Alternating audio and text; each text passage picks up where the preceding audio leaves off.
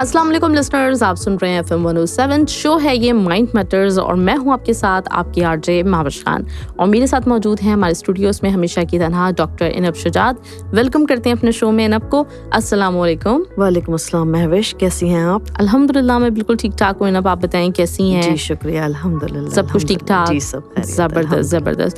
अच्छा, एक जो मसला एक हम देखते हैं ना, मतलब आज का जो टॉपिक है उस चीज़ से रिलेटेड थोड़ा सा मतलब मैं शुरू में कहना चाहूँगी कि हम लोग देखते हैं बहुत सारे लोग मतलब जो है ना उनके साथ कुछ ऐसे मामलात होते हैं कि जो समझ में नहीं आ रहे होते उनके इर्द गिर्द रहने वालों को, और कोई चीज़ें ऐसी होती हैं जिसमें एंगर इश्यूज़ आ जाते हैं बाज़ औक़ात जो है ना छोटी छोटी बातों पे पैनिक हो जाना, नर्वसनेस बहुत ज़्यादा।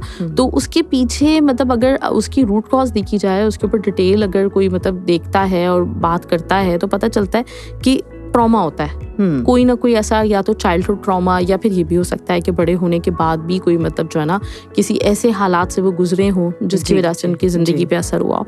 तो इंशाल्लाह आज हमने जो बात करनी है वो यही बात करेंगे हम कि क्या क्या इफेक्ट्स हो सकते हैं ट्रॉमा के, और ये PTSD जो है उसके क्या इफेक्ट्स होते हैं, होता क्या है बेसिकली PTSD जब हम बात करते हैं इसकी।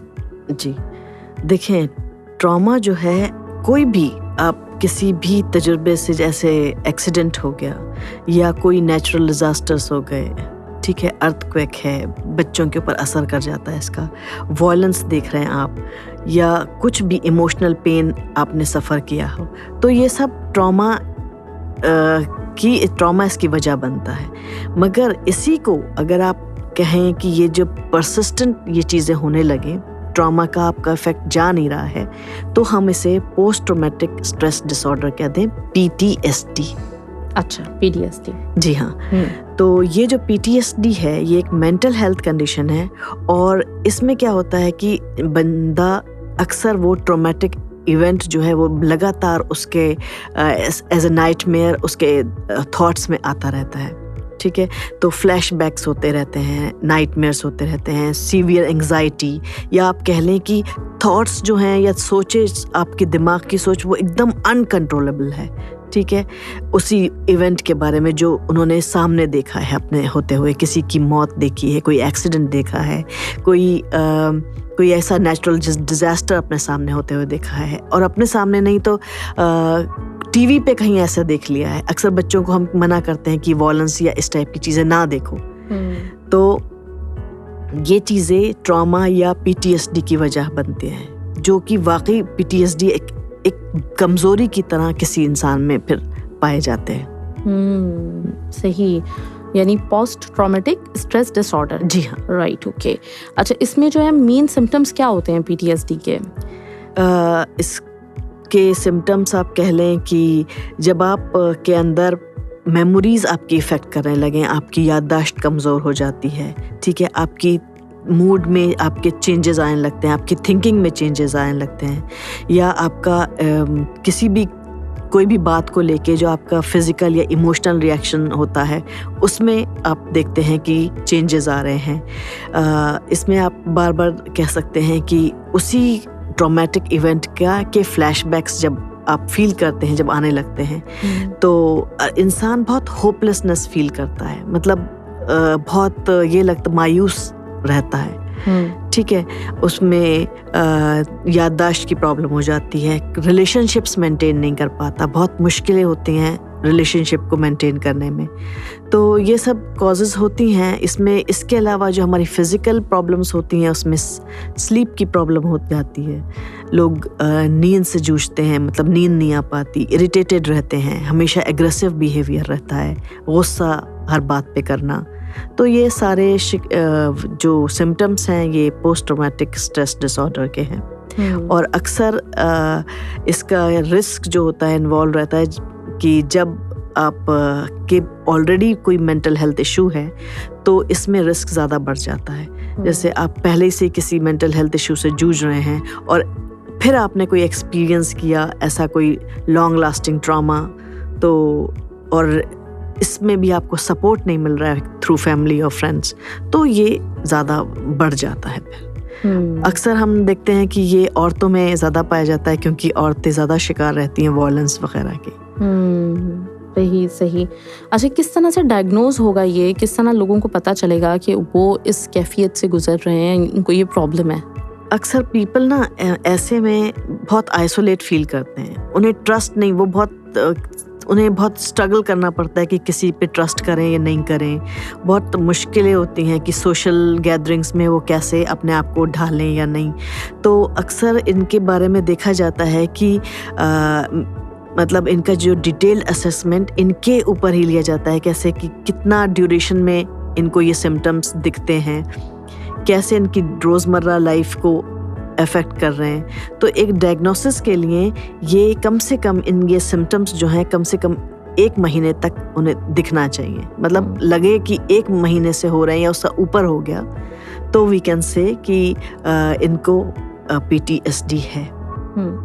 ठीक है, तो जब सिग्निफिकेंट कोई डिस्ट्रेस या इम्पेयरमेंट शो होने लगे तो we can say that PTSD मतलब डायग्नोज होता है तब। सही।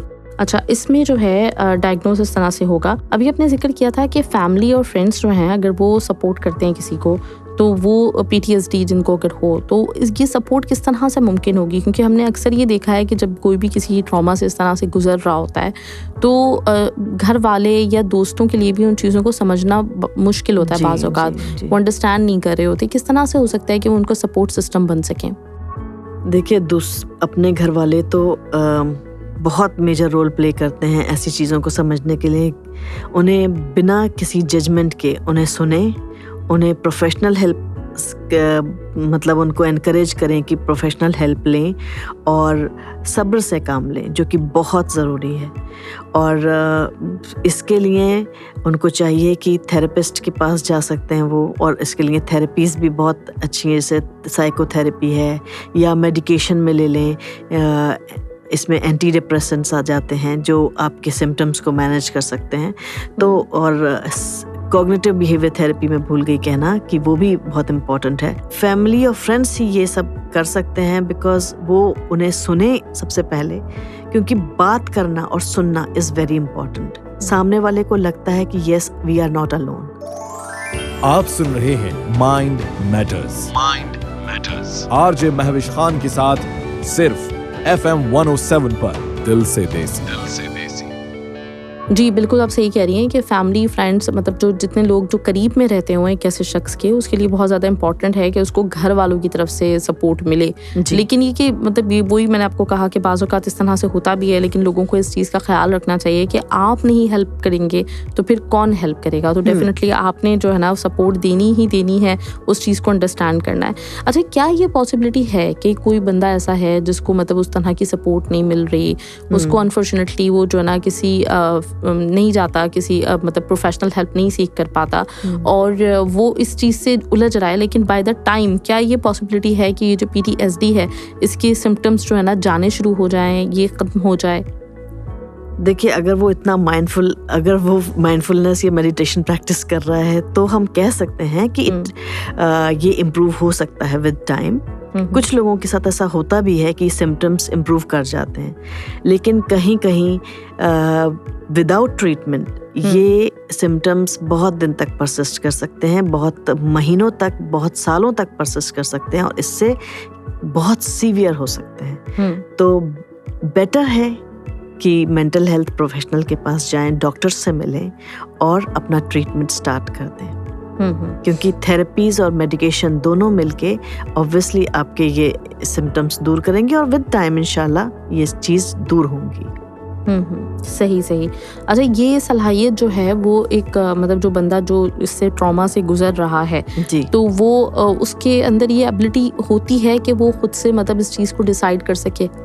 देखिए, उसके अंदर इतना तो होता है कि वो इस ट्रॉमा से गुजर रहा है, उसे खुद पता चलता है कि उसकी डिसीजंस सही नहीं जा रहे हैं, उसके रिलेशनशिप्स अफेक्ट हो रहे हैं, और इससे ज़्यादा फ्रेंड्स और फैमिलीज सपोर्ट करना चाहिए, क्योंकि वो तो हैं ही वहाँ पर जो देख रहे हैं सामने होता हुआ अपने मतलब किसी बिलव्ड वन जो भी हैं, अपने करीबी, अपने रिश्तेदार। तो सामने जब अपने किसी का होते हुए देख रहे हैं कि आप इसको ये ट्रॉमा से फेस कर रहा है, जूझ रहा है अपनी रोज़मर्रा की प्रॉब्लम्स को, तो एड्रेस करें इसे और किसी प्रोफेशनल हेल्प को दिखाएं। और इससे क्या होगा कि इनको थेरेपीज़ के ज़रिए ये जल्दी सही होने के इनके चांसेस हैं। सही। अच्छा, इसमें इनफ अब इसकी ट्रीटमेंट क्या हो सकती है कि किस तरह से ट्रीट किया जाएगा? कोई थेरेपीज़ होती हैं इसकी, कोई मेडिकेशंस होती हैं? जी, मैंने अभी बोला कि इसमें हम थेरेपीज़ यूज़ कर सकते हैं कि जैसे साइकोथेरेपी हो गई या कॉग्निटिव बिहेवियरल थेरेपी हो गई, जिसको हम CBT कहते हैं। ये बहुत इम्पॉर्टेंट होता है कि अपने नेगेटिव थॉट्स को पॉजिटिव में बदलना। तो अगर हम नेगेटिव थॉट्स को पॉजिटिव में बदलते हैं, जो ट्रॉमा से रिलेटेड इवेंट्स हैं और जिससे ये PTSD वाले जूझ रहे हैं, तो इनके लिए बेटर ये है कि अपने ये थेरेपीज़ यूज़ करें। और थेरेपीज़ यूज़ करने के लिए obviously they have to go to a mental health professional.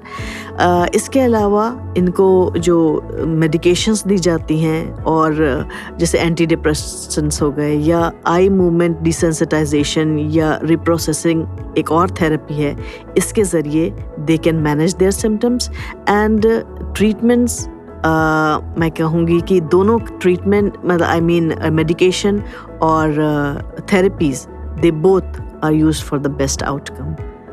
इसके अलावा माइंडफुलनेस, रिलैक्सेशन टेक्निक्स हैं एक अच्छी लाइफस्टाइल के लिए। विद रेगुलर एक्सरसाइज आप बैलेंस डाइट लें, अच्छी नींद लें, ये सारे तरीक़े आपको अच्छी तरह से आप रिकवर कर सकते हैं। तो ये जो है, मतलब जो अगर ट्रॉमा है तो उसके इफेक्ट्स वगैरह आपने बताया, और मैं यही इस बात पे सोच रही हूँ कि ये देखिए, मतलब एक होता है कि कोई भी अगर हम टीवी के हवाले से ही बात करें, जो आपने एग्जांपल दी थी, तो अक्सर ऐसा होता है कि बच्चे कोई बहुत ही कोई ऐसा कोई सीन देख लेते हैं टीवी के ऊपर जिसमें बहुत ज़्यादा वायलेंस हो, तो पेरेंट्स उस चीज़ को इतना ज़्यादा इम्पोर्टेंट नहीं समझते कि वो इस चीज़ को ये नहीं समझते कि इसका क्या असर हो सकता है ना। या फिर इसी तरह के और जो वाक़यात ख़ास तौर पर जो हमारे बचपन में होते हैं, और क्योंकि सारी बातें बड़े होने के बाद हम बहुत सारी चीज़ों को समझ रहे होते हैं, तो बचपन की बहुत सारी चीज़ें हैं जिसमें इंक्लूडिंग, मतलब अगर देखा जाए तो माँ बाप की तरफ से बहुत ज़्यादा सख्ती का बिहेवियर, और अगर मतलब मार पिटाई अगर किसी बच्चे की होती है, तो ये सारे के सारे भी उसकी शख्सियत के ऊपर जो है ना बड़े असरअंदाज होते हैं। आजकल आप देखते हैं कि कितनी ब्रोकन फैमिलीज हैं, तो बच्चे इस बात का भी शिकार होते हैं ना, या माँ बाप के झगड़े, ये सब कभी कभी वायलेंस, वही मैंने आपको बताया कि ये औरतों में ज़्यादा पाया जाता है, तो औरतें ज़्यादातर वायलेंस के शिकार रहते हैं, तो बच्चे भी इसमें आ जाते हैं। तो ये जो ट्रॉमा, ये PTSD, ये सब जो ये लोग ये देख देख के बड़े होते हैं, या ट्रॉमेटिक इवेंट्स जो लगातार फ्लैशबैक्स की तरह आ रहे हैं, तो वो PTSD बन जाता है। सही। तो इसमें इनफ देखने वाली बात यही है कि जितने भी लिसनर्स हमें सुन रहे हैं, तो उन लोगों को ये डेफिनेटली मतलब चाहिए कि अगर तो उनका बिहेवियर कुछ इस तरह का है घर में, जैसे आपने कहा ख़वातीन ज़्यादा इस तरह के जो मामला आते हैं वो झेलती हैं, तो उस चीज़ को चेंज करें, क्योंकि उसका इफ़ेक्ट जो है ना आपके बच्चे की लाइफ के ऊपर एक बहुत लंबे अरसे तक होता है, और ख़वातीन के लिए भी आप बता रही हैं। और फिर हमें अक्सर मतलब एक मिसाल है कि हमें जो है ना नॉर्मली हमारे जो माशरा है उसमें सास जो है वो सास का किरदार एक डरावना सा नज़र आ रहा होता है और मतलब चाहे हम टेलीविज़न पे देखें चाहे मतलब रियल लाइफ में भी, तो एकदम से ये होता है कि क्या हो गया, मतलब क्या एक मतलब बंदा इस हद तक कैसे जा सकता है कि वो इतना तंग कर रहा है किसी को। तो मेरा ख्याल है ये भी कहीं ना कहीं कोई ट्रॉमा है जो वो दूसरे के ऊपर जो है ना एक तरह का निकालने की एक होती है उनकी एक सबकॉन्शियस माइंड उनका ये कर रहा होता है कि जिस ट्रॉमा से मैं गुजरी हूँ तो कहीं ना कहीं तो उसको ना उन्होंने कैथारसिस चाहिए, तो जब भी मौका मिले है ना तो जब भी मौका मिले तो वो अपने आप को जो है ना वो थोड़ा सा वेंट आउट करते हैं। हाँ एग्जैक्टली।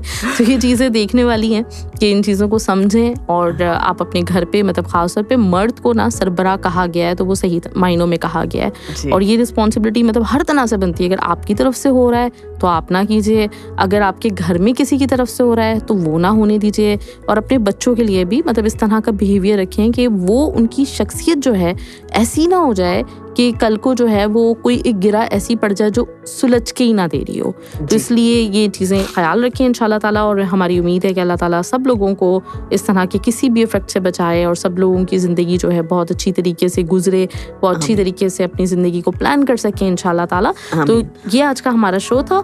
इंशाल्लाह ताला अब आपसे नेक्स्ट वीक मुलाकात होगी एक अच्छे से टॉपिक के साथ। आज हमने आपको इफेक्ट्स बताए, ट्रॉमा के PTSD क्या होता है ये बताया, किस तरह से डायग्नोस होगा ये बताया, फैमिली फ्रेंड्स किस तरह से सपोर्ट दे सकते हैं हैं, बड़ा इंपॉर्टेंट है। प्लीज़ फैमिली जब भी किसी को देखा करें ना कि किसी के साथ इस तरह के इश्यूज़ हैं, आप उसको अकेला ना छोड़ा करें, क्योंकि आइसोलेशन से बड़ा मुझे लगता है कि दुनिया में कोई भी दुख नहीं होता।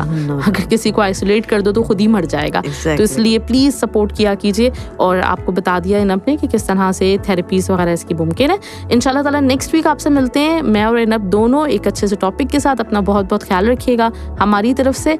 अल्लाह हाफिज़।